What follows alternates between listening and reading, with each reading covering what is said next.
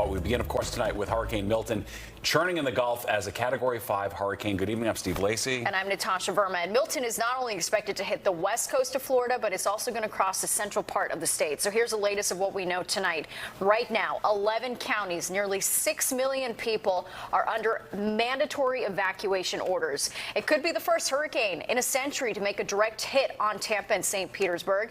Another major concern, the storm surge in an area already reeling from Hurricane Helene. All right, let's get the latest now on Milton's track from Chief Meteorologist Nick Gregory. How are we looking tonight, Nick? Well, Steve and Natasha, nothing has changed. It's still churning away at a 165-mile-per-hour sustained wind hurricane, gusts getting higher than that. And you can clearly see the eye now as it's moving away from the Yucatan Peninsula there in Mexico and turning towards central Florida.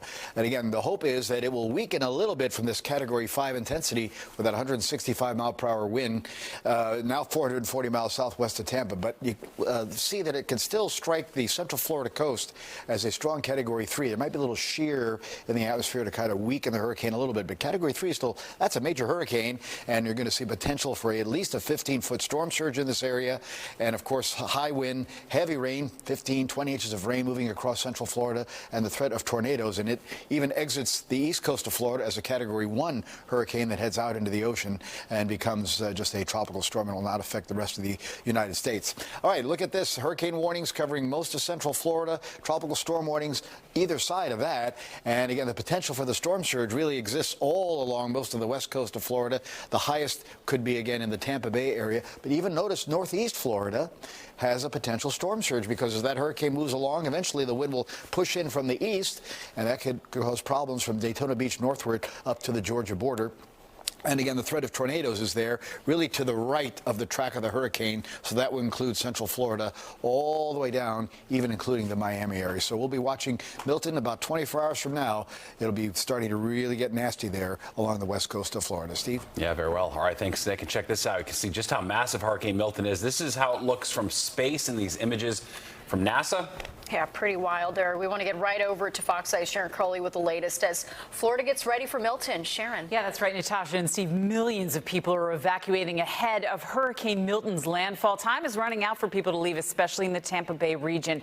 So many New Yorkers with family and friends in the storm's path watching this closely tonight. Hurricane Milton's monstrous force shaking the aircraft and the crew. The National Oceanic and Atmospheric Administration team flying straight through it, collecting data they hope saves lives. Hurricane Milton is expected to hit the Gulf Coast of Florida late Wednesday or early Thursday. Forecasters say it will bring record storm surge and powerful winds. Massive evacuations already underway. Drivers leaving low-lying areas along west central Florida, including the Tampa Bay area. This could be the worst storm hit Florida in over a century. And God willing, it won't be, but that's what it's looking like right now. Many people living here still haven't cleaned up from Hurricane Helene that hit this region 2 weeks ago. We're just trying to clear as much as we can out and just pray for the best. Nearly all of Florida's west coast is under a hurricane or tropical storm warning. In some areas, the water could reach as high as 15 feet. The ceiling in this room we're in right now is 10 foot 8 inches, so another 5 feet above that. That is certainly not survivable. And utility companies in parts of Florida already shutting things down ahead of the storm. Residents have been told to expect extended outages that could impact more than 2 million people. Steve? Wow. All right. Thanks, Sharon.